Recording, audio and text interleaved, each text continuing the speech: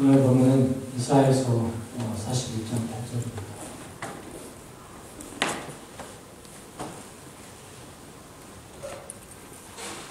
같이 읽도록 하시겠습니다. 그러나 나의 좋은 이스라엘아, 내가 선택한 야곱아, 나의 친구 아브라함의 자손아. But you, Israel, my servant, Jacob, whom I have chosen, descendant of Abraham.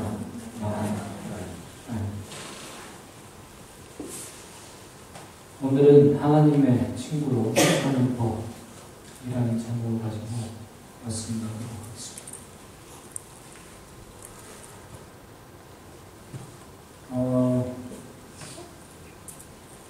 여러분은 친한 친구를 몇 번이나 가지고 계십니까? 보안 형제와 종교 형제는 친구죠. 또 민경자매와 지금 한국에 가 있는 아양자매도 친구 맞죠? 네.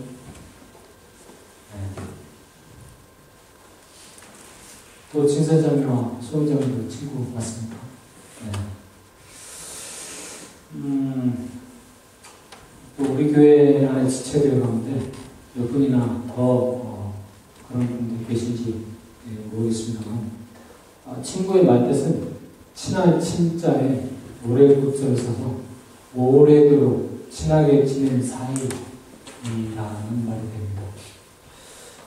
그러니까 흉허물을 다 터낼 수 있는 사이, 또 고민이나 상담할 거리들을 나눌 수 있는 사이, 그런 사이가 친구라는 말이죠. 이런 사람 아닙니까? 사람에 따라서는 한 번 만나도 몇 년을 사귄 것처럼 그렇게 가까운 기분이 드는 사람도 있을 수 있습니다. 하지만 대체로 어디에서 몇 번 봤다고 얼굴 좀 익혔다고 그 사람을 내 친구 이렇게 사람들한테 소개하지는 않을 겁니다. 예전에 제게 가르침을 주셨던 스승님께서 공자의 말씀을 이용하시면서 이렇게 얘기를 했습니다. 세상에는 사교에서 유익한 부류의 사람 셋과 손해가 되는 부류의 사람 셋이 있다. 정직한 사람, 남을 잘 헤아리는 사람, 또 들어서 아는 것, 지식이 아는 사람이 유익한 부류의 사람이다. 반면에 자기 것만, 오직 자기 것만 옳다고 고집하는 사람, 또 이랬다 저랬다 하는 사람, 또 이에 따라서 이리 왔다 저리 갔다 하는 사람, 이런 사람들이 손해가 되는 부류의 사람이다. 그러니까 성문어는 이런 사람들을 잘 가려서 살려야 나중에 풍성한 삶을 누릴 수 있을 것이다 라고 말했습니다. 근데 지금 제 나이가 여러분 아시다시피 좀 넘었습니다. 네. 사람이 이런 나이를 부록이라고 하더라고요. 근데 기준에 따라서 사람들을 골라 사귀는 그런 운이 저한테 있었으면 얼마나 좋았겠습니까만, 이거 볼혹이라고 말을 하기에는 참, 나이 한 50 정도 되어서 그때 부록을 한번 모임할 수 있지 않을까 그렇게 생각합니다. 그리고 이 기준으로 볼 때 나는 과연 누군가에게 손해되는 사람은 아닐까 라는 생각을 하게 됩니다. 그런데 성경에서는 어떤 사람을 하나님께서 친구로 불렀을까? 상당히 궁금하지 않습니까? 그래서 성경을 찾아봤더니 딱 한 사람 나옵니다. 아브라함이 바로 그 사람인데요. 성경에서 출애굽기 33장에서 모세도 그렇게 친하게 하나님께서 사람들이 나치 친구를 대하듯이 얼굴을 맞대고 얘기 나왔다라는 얘기 나와서 모세도 그렇게 생각할 수가 있습니다. 나는 마치 친구를 대하듯이 라고 해서 지휘법이 있었지 않습니까? 그런데 오늘 41.8절에서는 하나님께서 친구를 직접 부르셨습니다. 아브라함, 내 친구 아브라함의 자손이라고 부르셨죠. 우리는 유명한 가수나 배우를 보고 나 저 사람 알아? 너 저 사람 알아? 난 알아.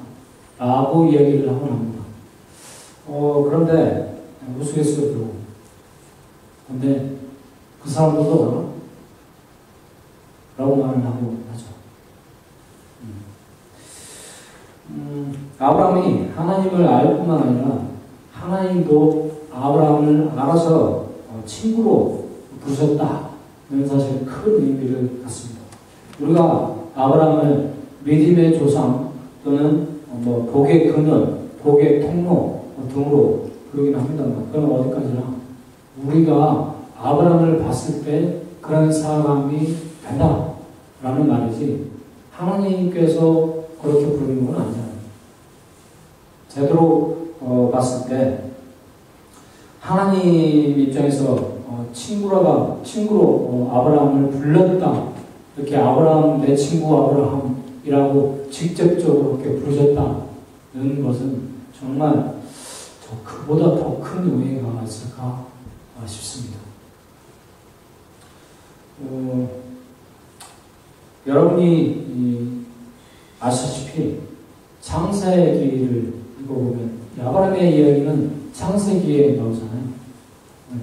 그래서 사실 오늘 본문의 전체적인 배경, 스토리의 배경은 창세기.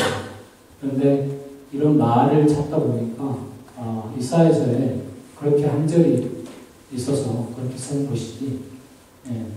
창세기를 살펴보면 아브라함은 75세에 고향 땅인 우르와 하란을 떠나서 하나님께서 가라고 하신 미지의 땅 가나안에 들어옵니다. 말이 75세지 우리 같으면 어디로 이사를 한다는 것은 사실 상상하기도 좀 어려운 나이잖아요. 그런데 아브라함은 한마디의 불평도 없이 아브라함은 아내 사라와 조카 롯과 하인들 데리고 그렇게 미지의 세계로 떠나간 것이죠. 아브라함의 이사는 어떻게 보면 정말 대단한 것이었다고 생각할 수 있습니다. 왜냐하면 정든 고향 땅에서 이 책 찾아보니까 1600km나 되더라고요. 1600km나 떨어진 운화와 우리가 간과하기 쉬운데 이제는 언어가 전혀 다른 세계로 간 것이었습니다.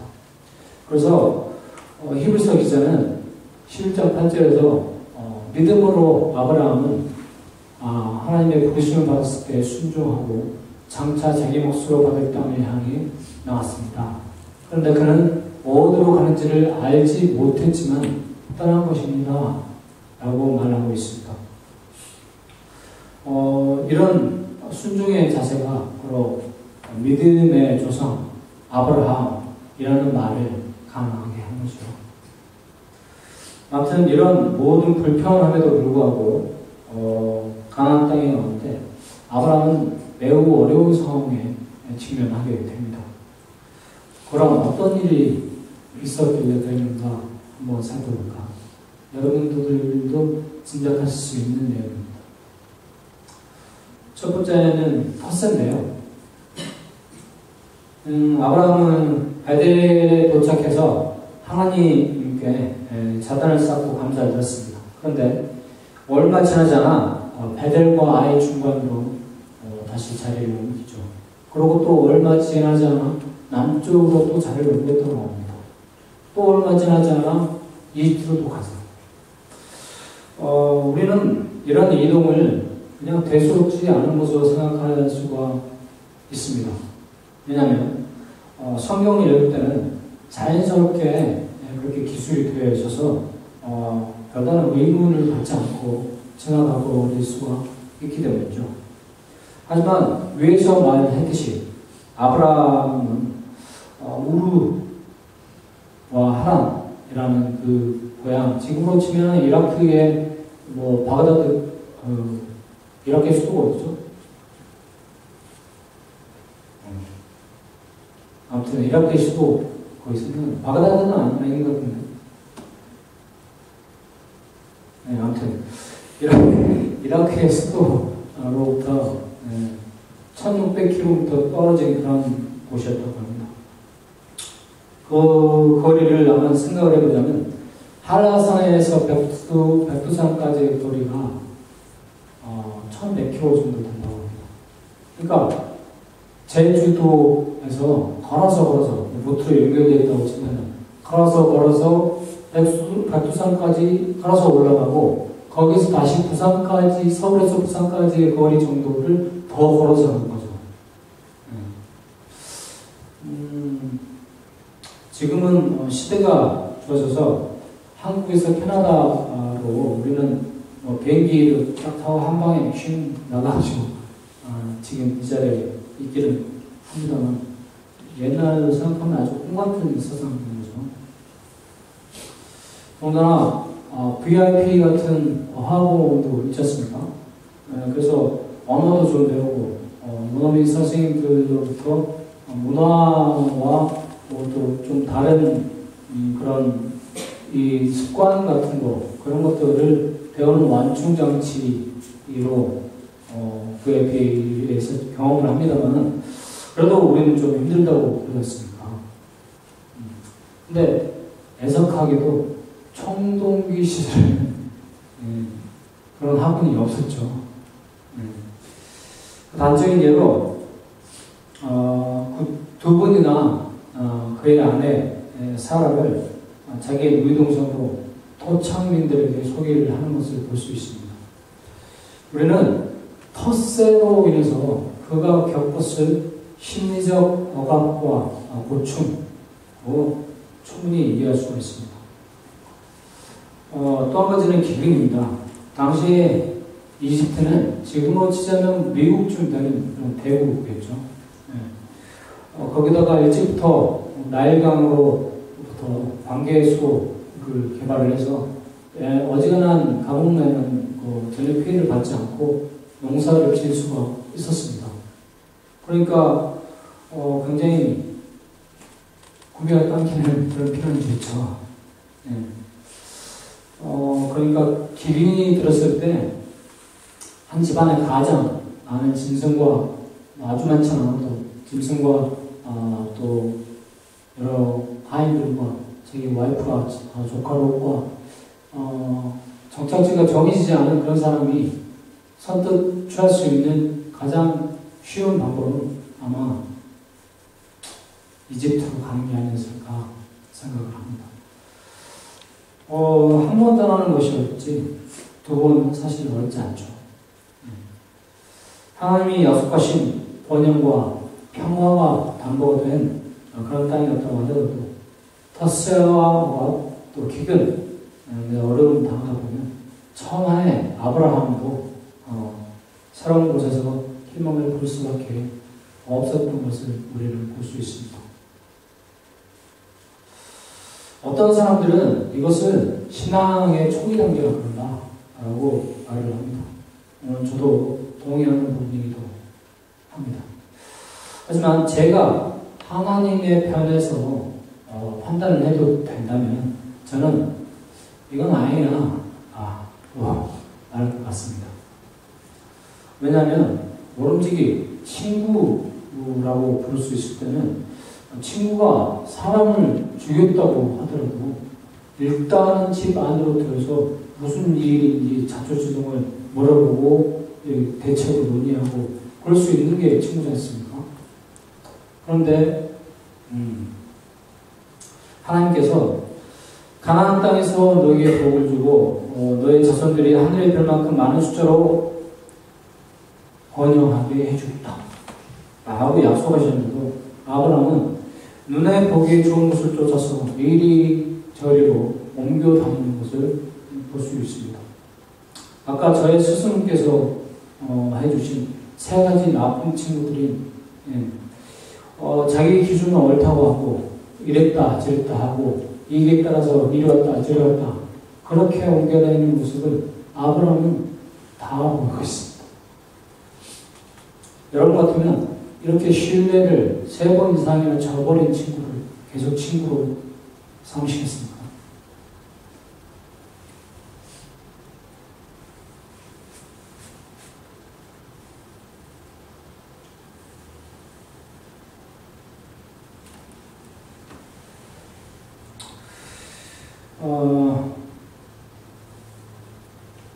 그런데 하나님의 기준은 우리 인간들이 생각하는 기준과는 조금 다른 것 같습니다. 나이가 75세로 아주 많은 노인, 다스와 어감이 들어서 자기 부인을 누이라고 속인 사람, 상황과 형편에 따라서 자기 거처를 이곳저곳으로 옮긴 사람, 이런 사람을 아브라함은 이런 사람이었는데 이런 사람을 하나님께서는 친구로 보셨습니다. 어떻게 그럴 수 있을까요? 그 이유를 안다면 우리도 하나님의 친구가 될 수 있는 가능성이 생기는 거 아닐까요? 그럼 그 원인에 대해서 한번 살펴보겠습니다. 아브라함은 하나님께서 부르신 다음에 계속해서 옮겨 다니는 동안에 제일 먼저 하는 일이 하나님께 제단을 쌓고 감사를 드리는 일이었습니다. 요즘만 하자면 예배장을 찾아서 예배를 드렸던 날이죠. 어디를 가든지 그 지역에 있는 예배당을 먼저 찾아서 거기서 예배를 드렸다는 말. 베델에서 시작한 그의 신앙의 여정은 중간에 흐려질 때도 물려졌습니다. 이집트 갈 때 그때는 이런 건 아우지 않죠. 네. 그렇지만 나중에 베델로 다시 돌아와서 하나님께 예배를 드릴 때 어느 정도 가닥을 잡습니다. 그 단적인 예가 롯과 땅을 나눌 때 그때 보여줬던 아브라함의 자세입니다. 롯이 눈에 보기에 하나님의 동산 같고 이집트 땅과도 같은 좋은 땅, 소돔과 고모라가 있던 그 오른쪽 땅을 골라서 갔을 때 롯에게 선택권을 양보한 아브라함은 덜 좋은 땅, 눈에 보기에 덜 좋은 가나안 땅에 그들을 남게 됩니다. 하나님께서는 이런 아브라함을 좋게 여기셨죠. 그래서 그에게 먼저 다가오셔서 말을 걸어주십니다. 15장 이후에 자식이 없어서 한탄을 하는 아브라함에게 내가 너에게 네 대를 이을 직계자손을 너한테 주겠다 라고 말씀하십니다. 아브라함이 또 80세나 됐는데 그런 자손을 주겠다고 한 하나님의 말씀을 그대로 믿습니다. 또 그대로 믿었을 때 하나님께서는 그의 믿음을 의로 여기셨다고 나옵니다. 이렇게 하나님께 예배를 잘 드린다는 것은 좋은 작전입니다. 그러나 예배는 우리의 주관적인 동기로도 얼마든지 잘 드릴 수가 있습니다. 뭔가 바라는 것이 있을 때 예배를 더 잘 드리는 경향이 있다는 말이죠. 가슴에 손을 얹고 한번 가만히 생각해 보시면 가만히 생각해 보시면 내가 정말 바라는 것이 있을 때 하나님께 예배를 잘 드리구나 라고 생각을 하실 수가 있을 겁니다. 그렇기 때문에 예배를 열심히 드린다는 것만으로는 2% 부족한 느낌을 질 수가 없습니다. 예배 잘 드리는 대표적인 예가 예수님 시대의 바리새인 드렸잖아요. 예배 잘 드렸다고 사람들한테 뻑이고 사람들한테 내세우고 인정받기 원하고 바로 발생되었습니다. 그러나 아브라함은 약 80세 하나님께서 아들을 주신다는 약속을 믿고 100세에 이삭을 낳기까지 적어도 20년 동안이나 기다렸다는 것을 알 수 있습니다. 말이 20년인지 여러분이 점수나 비자 문제로 자기 사정이 급해서 하나님께 기다렸는데 한번 생각을 해보십시오. 20년 동안 기다리는 그런 믿음. 근데 우리는 점수나 비자 문제나 그런 것 때문에 빨리 이루어지지 않으면 답답하다고 막 그렇게 신경질 냅니다. 더 나아가 자신의 대를 이을 외아들을 제물로 바치라 하나님의 명령에 순종한 것은 우리가 상상하는 그 이상입니다. 왜냐하면 20년 기다려서 아들을 받았고 그 아들이 장작을 재고 갈 정도의 나이, 그러니까 적어도 15세 정도는 되겠죠. 총 35년을 우리가 보면 알 수 있듯이 기다려왔는데 35년의 기다림과 수고로움을 한 방의 물거품으로 만들어버릴 수 있는 그런 일이 바로 이삭을 제물로 바치는 일이었습니다. 그래서 야고보서는 2장 21절과 23절에 우리 조상 아브라함이 자기 아들 이삭을 제단에 바치고서 행함으로 오히렵게 된 것이 아닙니까? 그래서 아브라함이 하나님을 믿으니 하나님께서 그것을 아브라함의 의로움으로 여기셨다고 한 성경 말씀이 이루어졌고 또 사람들이 그를 하나님의 벗이라고 불렀습니다. 라고 말하고 있습니다. 다시 말해서 이런 아브라함의 행위를 찬양하고 하나님께서 모든 것을 준비하시고 예비해 주실 것을 믿고 나아가 하나님의 친구로까지 그렇게 불렸다라고 말하고 있는 것이죠. 우리는 지금까지 세상에서 말하는 참된 친구와 하나님의 벗 서로 일컬어지는 아브라함에 대해서 살펴봤습니다. 우리가 믿음의 조상이라고 말하는 아브라함도 믿음으로 고향 땅에서 1600km나 되는 긴 여정을 떠나왔습니다. 하지만 언어와 문화가 다른 토착민들의 텃세와 억압, 기근 때문에 약속한 땅임에도 불구하고 생로를 찾아서 헤매는 것을 봤습니다. 세상에서 말하는 참된 친구의 조건, 거기에도 전혀 못 미치죠. 오히려 세상에서 꺼리는 친구라고 할 수 있는 아브라함이 믿음의 조상이다 라는 것은 믿음의 길에서 방황하는 많은 친구, 많은 신앙의 친구들, 우리 여러분들을 말하는데 여러분들에게 힘이 될 수 있는 그런 것이 아닌가 싶습니다.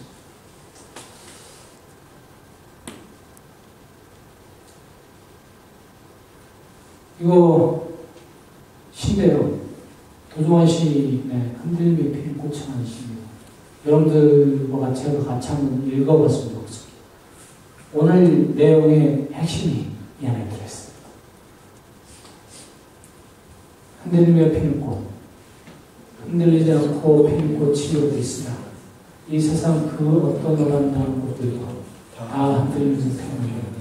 흔들리면서 줄기를 곱게 세우느니 흔들리지 않고 가는 사람이 어디 있으나 젖지 않고 피는 꽃이 어디 있으나 이 세상 그 어떤 빛나는 꽃들도 다 젖으며 피어나며 바람과 비에 젖으며 꽃잎 따뜻하게 피어나니 젖지 않고 가는 사람이 어디 있어. 우리가 보았듯이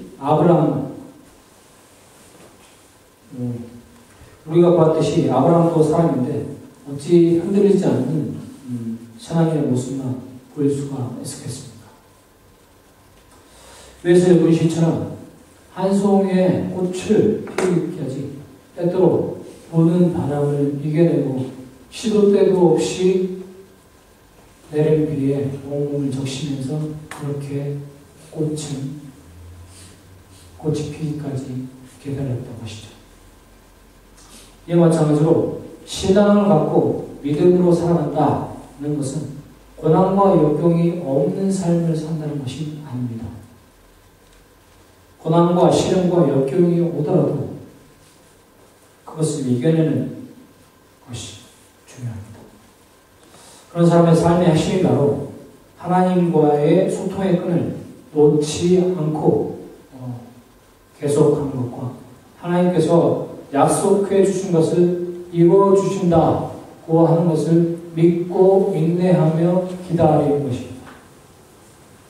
오늘 살펴본 아브라함은 어떻게든 하나님과의 소통의 끈을 놓지 않고 계속 이루어온 믿음의 사람이었습니다. 또 하나님과의 약속을 믿고 적어도 35년 동안 35일이 아니라 35시간이 아니라 35년입니다. 년 동안, 아니 그보다 더 오래죠. 적어도 35년이니까. 인내하며 기다리며 행동했던 상황입니다. 우리가 바라고 원하는 일들이 우리의 인간적인 입장이 아닌 하나님과의 약속 안에서 이루어 주실 것을 믿는다면 1년 혹은 2년 안에 그 일이 이루어지지 않는다고 해서 조금 더 섭섭해할 필요가 없는 것입니다. 지금 학교 들어가기 위해 점수를 따고 있거나 학교에서 공부를 하고 계시거나 아니면 영주권을 위해서 애쓰시는 분들이 계십니다. 또 자녀의 양육 문제나 각종 인생의 문제들, 즉 자신이 원하는 삶을 살기 위해서 하나님께 기도를 드리시는 분들이 계실 텐데요. 하나님은 여러분을 향해서 그 이상을 계획하고 계신다는 사실을 믿으시기 바랍니다. 좌충우돌, 우여곡절 끝에 믿음의 조상이라고 불릴만한 믿음을 가지기까지 인고의 세월을 산 아브라함을 생각해 보십시오. 여러분들의 훗날에 하나님께 나아가서 그때의 과정들에 늘 함께 하신 하나님을 감사하고 찬양하고 예배드릴 순간이 분명히 올 것입니다. 다만 확실한 것은 우리가 잘나고 그렇게 불릴만한 자격이 있어서 친구로 우리를 삼아주신 것이 아닙니다. 우리의 잘못과 죄인 됨에도 불구하고 우리를 불러주셨다는 점을 인식해야 합니다. 거기에 대해 우리는 하나님과의 지속적인 소통의 끈과 인내를 가지고 하나님께 화답을 드릴 때 비로소 우리를 친구로 확증해 주시고 미래를 책임져 주실 것입니다.